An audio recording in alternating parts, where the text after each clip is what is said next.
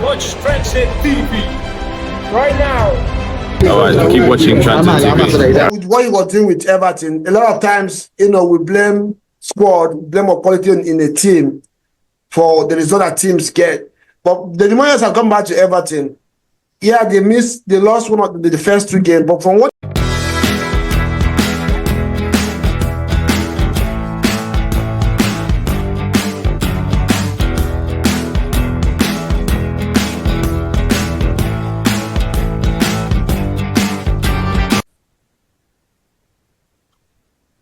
Transit TV, welcome back again to this studio. Welcome back to Transit TV. I have my brother Ubum back to see you. Good to see you again in the studios to do what we normally. I know we've missed a lot, so we just need to catch up on. The EPL. Today's show is the all things EPL. Considering the fact that EPL has gone halfway to the season, and the second half of the season, and is beginning to shape up. So many ups and downs as usual, but this time around, different unusual thing happening to usual people in the league. Yeah, so we're going to break this one down today from Manchester City struggling this season to Liverpool surprisingly topping the chart. Arsenal trying to catch up. Nottingham Forest, from nowhere becoming trying to look like what will I call it now, the Leicester City of this season. And many more. United also rooted in the 12th or 13th position, not the Tottenham Hotspur as well. One would have thought that Angeball would have kicked on this season, but it looks like it's going to worse, though they have issues of injuries. Yeah, with my brother, we're going today to give you a little bit of our thoughts on this one, and hoping that you will also contribute yours in the comment section and let us know what you think. Ugum, you are welcome to the show. Hi, Reggie. Hey, Transit is home sweet home. Yes, sir. Good to be back on Transit. It's been a minute. I missed everyone. Those that have been following the channel right from inception. Glad that you're still hanging with us. Please invite more people, invite even your enemies, let them watch and catch up on the latest in African football, European football, world football. We are here all the time discussing all the things going on. Look forward to a successful 2025.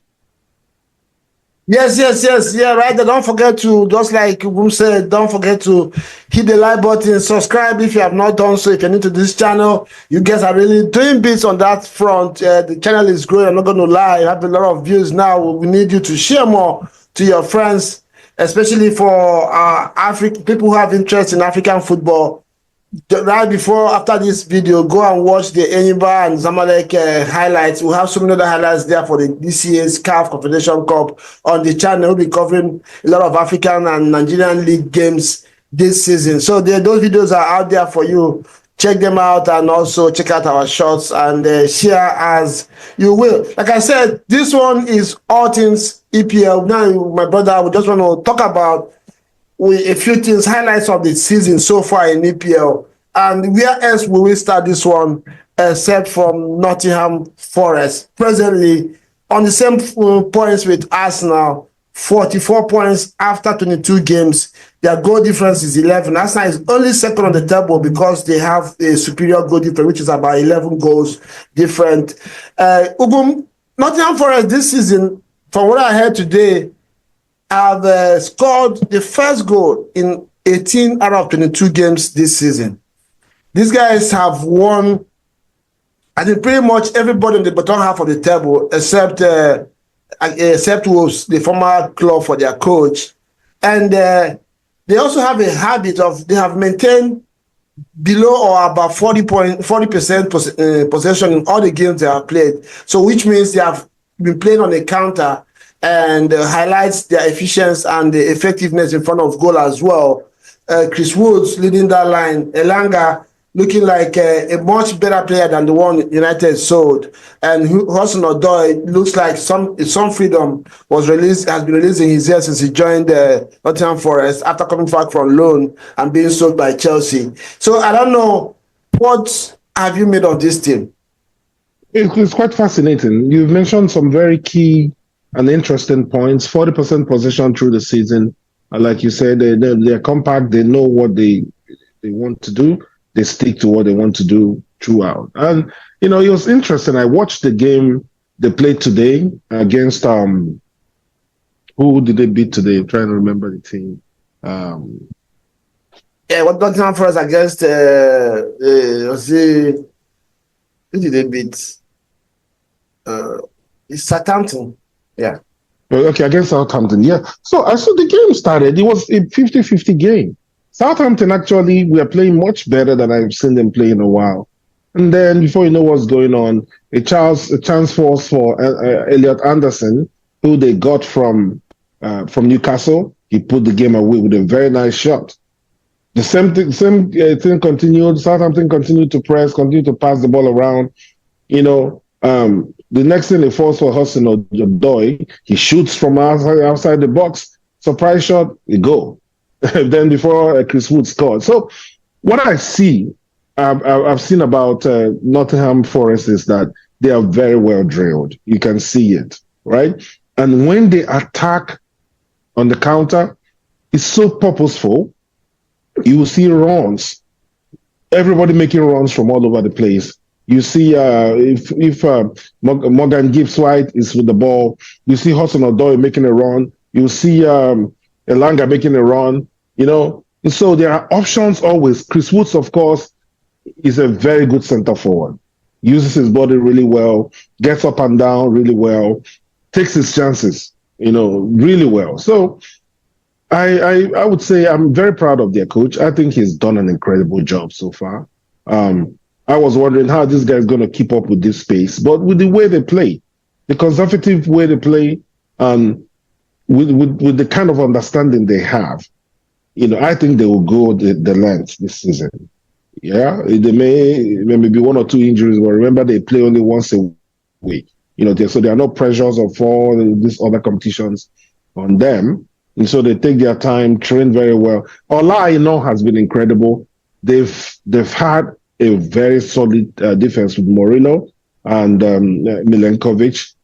But most importantly, their keeper for me is the best in the EPL right now based on current form, Seals. He's been playing extremely well.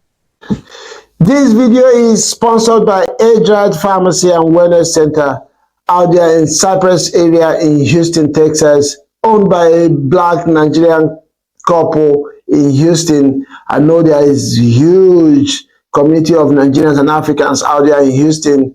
Go out there for your prescription drugs, over-the-counter drugs, and even your pet medications. You can trust products from here. They also got you for consultation and professional medical advice. Check them out and thank me later.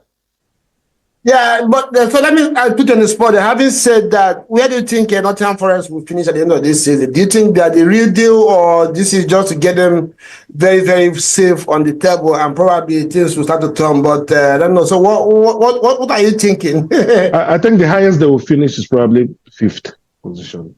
Fifth. Yeah, just like you said, I kind of started becoming worried about this team because they're defending good, and the way they play, their defenders or the defensive players are not exerting too much energy. So they probably will not have a lot of injury issues because they're playing on a counter. The players I worry about will be the front player because they do a lot of runnings, playing on the counter and coming back to help the team as well. Maybe, if I think Elanga has had injury this season and has come back and, still firing. So, the Nottingham Forest is going to be a kind of worry because they're doing exactly what they're doing. And if you remember when Nuno was in Wolves, this is exactly what he did when he went to Wolves and made Wolves a team that most teams were fearing in EPL. He has gone to Nottingham Forest and he's doing the same thing. And remember, 2 seasons ago, Nottingham Forest went and bought about 22 players in one season, and it did not work for Cooper. Now, this guy has come, he has turned the sport down, and chosen the players he wants to work with, identified how he wants to work, and it's really going well for them. For me, I don't know what to say. I like you put your, I like you I put you on the spot there and you responded, but I can't really say. To be honest, I am really, really, really worried about Nottingham Forest. It's giving me PTSD of Leicester City. They look like a team that are going to be there, and yeah, I see them. I don't know. They probably will make top four if Care is not taking the way Newcastle and other teams are doing. They look very consistent, and they're not. They don't look like a team that just play to survive. It looks like they're ambitious, and they like you said. I'm for sure. If they continue like this in the next 5 games, they're going to be in the top 6. Then we'll know what happens from there. Yeah. So let's touch base with at Everton with David Moyes. You know, you and I have already talked about Sean Dyche on this show, you know, with what he was doing with Everton. A lot of times, you know, we blame squad, blame our quality in a team for the result that teams get. But the Moyes have come back to Everton. Yeah, they lost one of the first 2 games, but from what they did to take Tottenham against Tottenham Hotspur, what have you made about that appointment? Do you think he's going to keep Everton afloat? I think he's going to keep Everton afloat. Moyes is an underrated coach. He's a good coach. I have no doubt about his ability, but he's limited. So I could understand him being let go from Inter Milan. He's probably not at that level. But as far as keeping a decent club side in the EPL, keeping them in the EPL and not allowing relegation, he definitely knows the league inside out. He knows what to do. He knows how to deploy his teams, and he's a very cerebral coach. He's not too much of a noisemaker, but he's achieved big things, you know. So look at what he did for West Ham. Got them their first European trophy, you know, ever, using I think it was Europa last season or 2 seasons ago. So Moyes is a solid coach, and I think Everton have given themselves a good chance of surviving with his appointment. Yeah, I agree with you because when you look at Everton, they're not really a bad assembly of players. You know, I mean, going forward, they have. There was a time some big teams in EPL were talking about signing Calvin Lewin. They are number 10. I've forgotten that guy's name now. He's a very technical player. They have a Ndiaye from Marseille. Yeah, you know, they have a few players there going forward. Defensively, they don't have bad assembly there as well. So I think it was more of a Sean Dyche, you know, molding the mentality of that team that they just have to defend and play on a counter and isolating Calvin Lewin up front. Moyes has come. Of course, we know he also lays a lot of emphasis on defending, but he kind of also has a way of getting his teams forward to score goals. I mean, he won a European competition for West Ham before he left them. So yeah, I think he's going to do. Everton is going to come. And don't forget, the best times for Everton in recent history was under David Moyes when he spent about, I think, 11 or 12 years, you know, coaching them. I think he's back home. The team accepts him. The environment around there, like when he left, he had a little issue with the fan because of the way he came and picked up Fellaini and a few other players for United. I think Everton have made the best decision that they have made since he left. You know, they have made all kinds of decisions in that club, signing players that they don't need, spending money recklessly. I think eventually they've got one right now, and one hopes that this will work out for them. Everton is not a team that you want in relegation for any reason. Angeball, Tottenham Hotspur, sack or keep?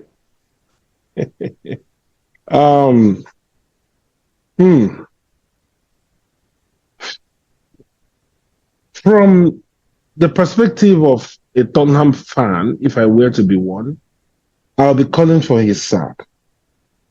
The reason for that is that he is really, all good coaches are stubborn, but some are, bordering on delusion. If you see something that's happening that you don't have the personnel to do, or even if you have the personnel to do, the strategy is not working, you stick to that strategy over and over, even in the face of multiple failures. They've lost 12 games. 12 games In 22. In 22. That is that is bad. You know, Not 12, 13 now. I think he's 13 after today. And you look at the team, granted, true, he doesn't have his first choice defense. And I think that's a very plausible reason for losing games. But you look at the way he loses these games, and you're like, before you continue, 8 or 9 of those injuries are hamstrings as a result of the way he's played. So let's continue. I just want to remind you. Yeah, that's a very solid point too.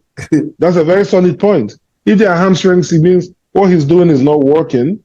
He's not doing it right. Let me not say he doesn't have the personnel, because I mean, no matter who the player is, you're playing highline, the player will need pace and need the muscles to do the runs, right? So he needs to either fix his way of playing, or figure out what works for the players that he has, so that they can win games.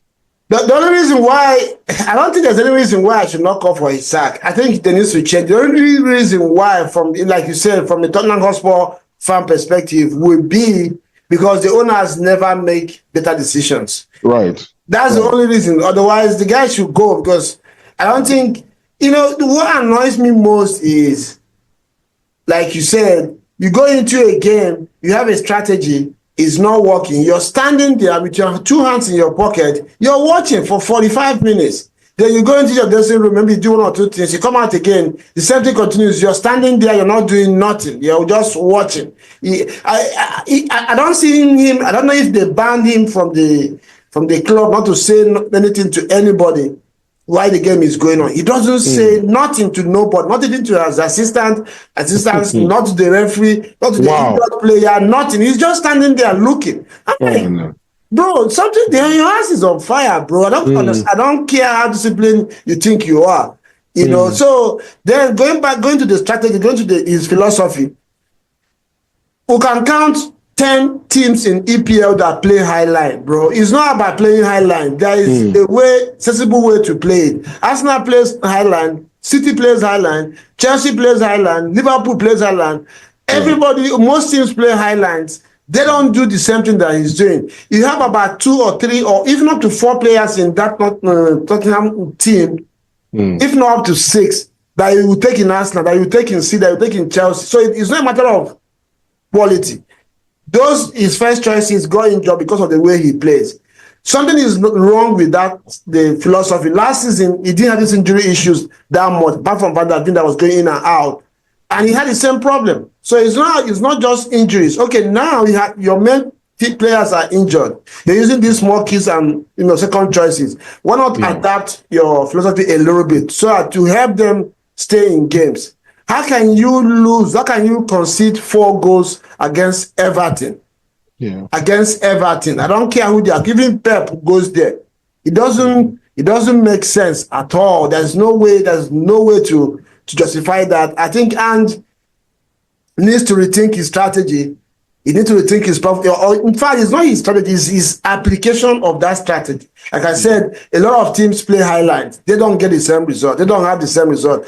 Losing 13 out of 22 games this season, or about 30 games this season, when you're just 22 games going this season, is not acceptable. There is no way you can justify it. I don't care what anybody said. Yesterday, Southampton was playing.